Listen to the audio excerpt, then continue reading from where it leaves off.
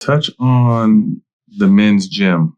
We're actually doing a doc on the men's gym, the UCLA men's gym, but you're coming in there at 15 years old, running with Magic, Penny, Hakeem, the who's who used to come to LA in the summertime and run. But as a young teenager, what were some of those games like, and how did you stand?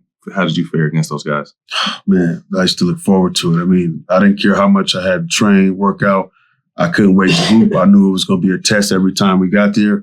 It'd be a different NBA guy that I'm going to be facing in my position. I mean, you talk Eddie Jones in his prime with the Lake Show, with Magic, Sedell Threet, that whole team, Nick Van Exel, Eldon Campbell on that squad. And then you had like Grant Hill in his prime before he had the knee injuries. You know, Kenny Anderson, he was still playing at a high level. I'm facing all these guys. And I'm like, I can remember running the wing. I think Magic had the rock in the middle. He kicked it up to me. It was me and Grant Hill in a foot race. And I was closing in from the left side. And I think he thought I was going to lay it up. So he tried to like swipe it. He tried to run by me and cut me off and swipe it low. I just wrapped it, went around his body and dunked that thing and kind of looked at him. You know what I'm saying? Like, yeah. You know? I'm here. That's it. It's just one of those things. I had to show and prove because I was the only high school player in the gym.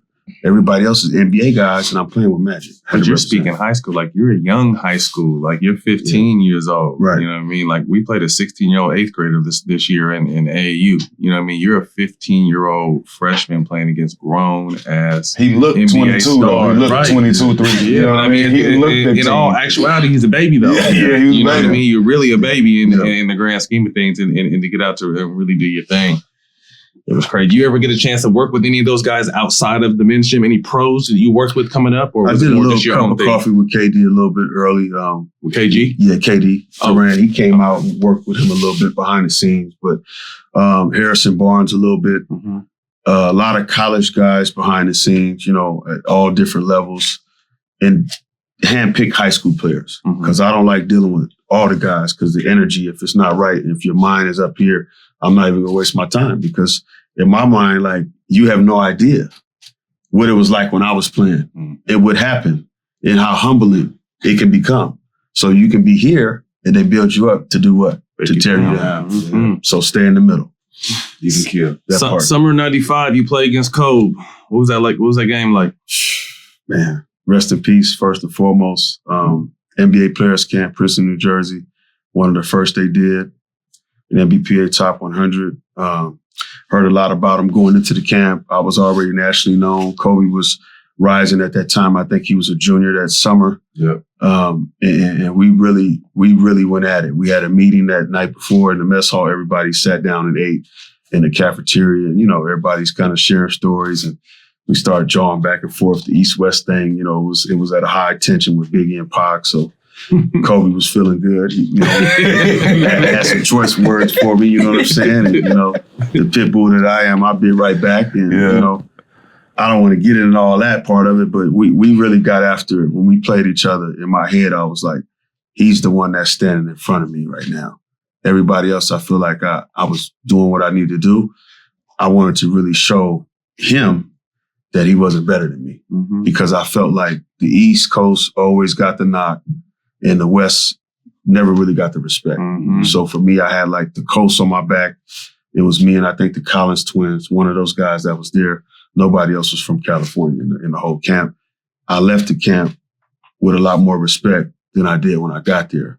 And me and Kobe went at it. It was my best one-on-one matchup I probably ever had, next to Metta World Peace, as far as from a competitive aspect, coming every play, every possession, not taking no play off, playing it all the way through. You know, I go at him, he coming right back. I mean, it was no accident. I said, man, this is what it's about.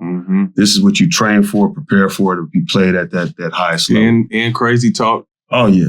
Non-stop. Yeah, non-stop. I'm going at him. Now what? Yeah, Yeah, the West Coast can go too. You know what I'm saying? So it was about that for me. It wasn't, oh, I'm from the West, you're from the East. It's like, no, it don't matter where you come from. You got to show me. Right. I'm from Missouri, from the show me state. You know, you got to line it up. So in that aspect, with the NBPA Top 100, I think Bobby Dandridge was there. He was running it. Darnell Valentine was my counselor, and he happened to play with the Clippers. And I grew up watching them in the sports arena before they built the Staples.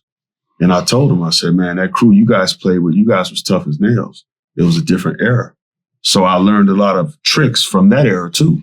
So when I played against Kobe, I was a lot stronger than he was. He was more of a jump shooter at that time, and I would mix it up. I'd go inside and out. And it was just physically, I think it was too much for him. Over time, I got the better hand of him. We had a hell of a matchup, but on that day, I was better. Did you guys stay in contact after that? Every time we see each other in the summer, we always somehow see each other in the summer, like at Venice or, around LA and stuff. He would always acknowledge, make time to chop it up. So he never big timed me, which I respected. And I think that was a bond that we shared. He never really spoke on it. He stayed quiet, but people would always ask me. That's the only reason why I would talk about it. Because my whole thing is I'm not into showing people up, but I got to tell the truth when somebody asks a question.